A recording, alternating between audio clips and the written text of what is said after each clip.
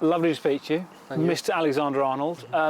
Now, PFA Young Player of the Year. Congratulations. Thank you. What a few months it's been. Crazy, a few years. Yeah, it's been an amazing journey so far.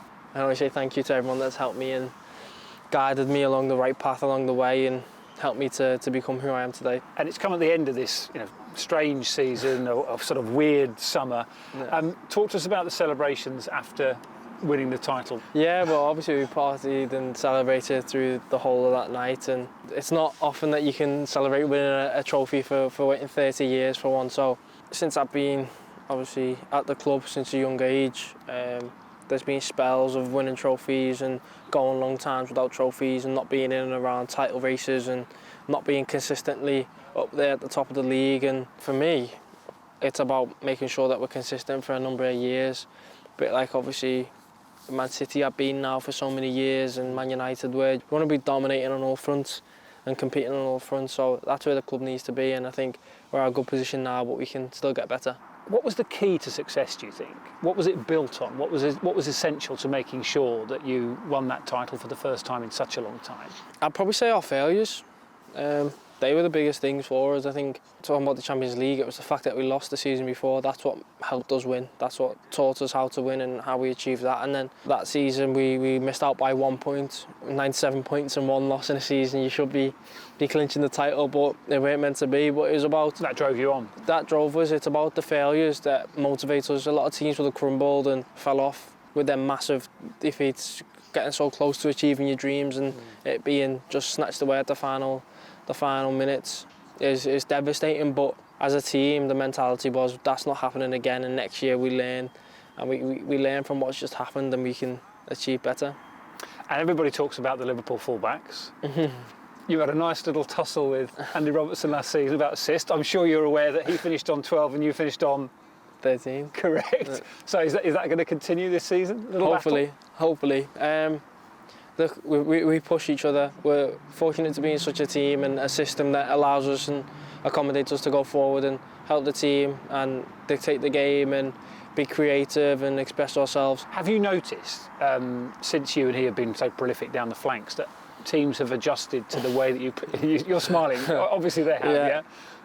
It's Trying weird. It's weird to maybe be man-marked as a fullback. It's something that I probably never thought would happen, but that's the way that the game is. Saying teams feel as though that's the best way to maybe stop us, is to stop the fullbacks. But yeah, it's about evolving. We know that with the stuff that we were doing last season, teams aren't going to let that happen again.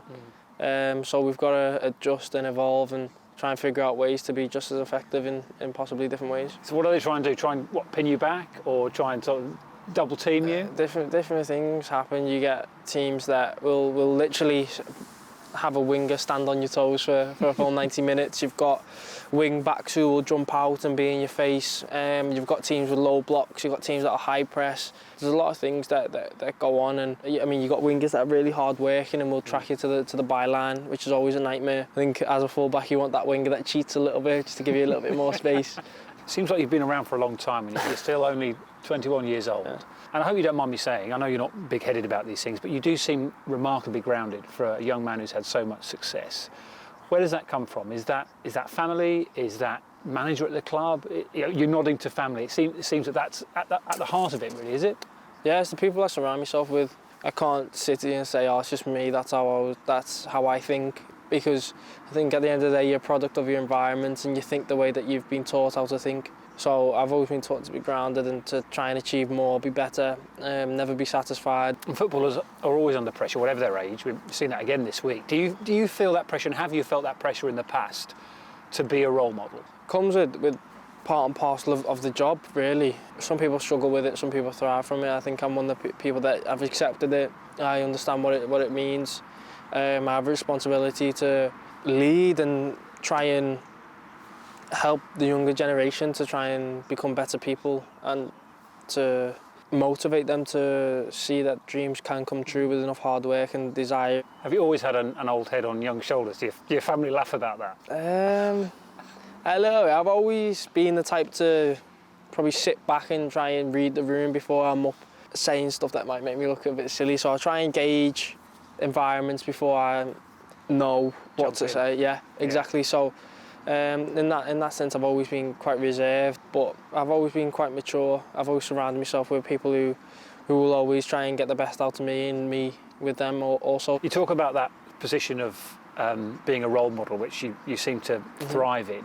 And I think lots of people saw you being quite vocal over Black Lives Matter. I'll just read you the quote for those people who didn't know what you said on social media. You said, "The system is broken, it's stacked against sections of our society, and we all have a responsibility to fix it." It's a big question, Trent, but how do you think we go about fixing that system? What is the first step? I think first and foremost, everything, it comes from education. I believe that that's the way to solve it.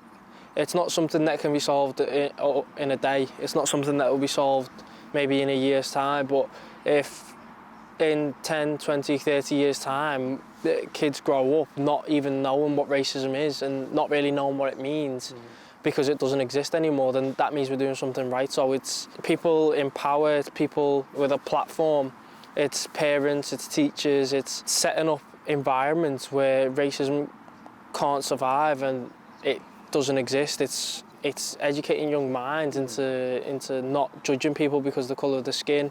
It's about giving everyone an equal chance, equal life. So for me, it starts and ends with education. And you've got family in America as well, and you know they've had their own issues, and it is a very different country to the United Kingdom. Do you think there's a difference between the way that it needs to be addressed or the issues that it sort of brings to other areas of society in terms of racism in this country compared to America? Yeah, I can only go off what I've seen, read and know about because I haven't really experienced the stuff that they're experiencing over there. But I think from what I've seen and read, the things are different over there. It's a lot more brutal, but that doesn't mean that it's not our problem.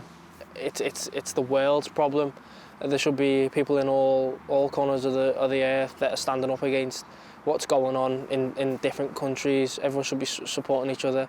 So it's mind-blowing for me to see that maybe some countries and some people turn their back because it's not happening on their doorstep. Obviously, the stuff that happens in local areas and stuff, that's probably a priority to you. But in the grand scheme of things, the whole world needs to be changed. Have you, and would you challenge it from the crowd if you heard it? Yeah, obviously there's. I know it's a bit different, isn't it? Because it's a hard situation to know what to do. Yeah. But you sound like you've thought things through quite carefully. No, well, again, it depends on the situation. I feel as though it depends on different people's reactions and how they react to it. I think if someone is uncomfortable with it as a team, I'd expect everyone to support that player, whether that be me or anyone else. As a whole club or country, there's obviously in different competitions different protocols and different stages you have to take, which we've seen obviously with the national team. But for different reasons, you can't really say yes or no because there's different levels and stuff. But at the end of the day, that shouldn't be happening, and there should be probably harsher punishments, I believe, for if that does happen. When it comes to taking a stand and trying to make a difference on an issue that you really believe in, I know he plays for Manchester United, but you must have been impressed with what Marcus Rashford has done when it comes to free school meals. Yeah, unbelievable. Even though it's clear he's not doing it for it, I feel as though he deserves all the recognition, if not more, than what he's got for what he's doing.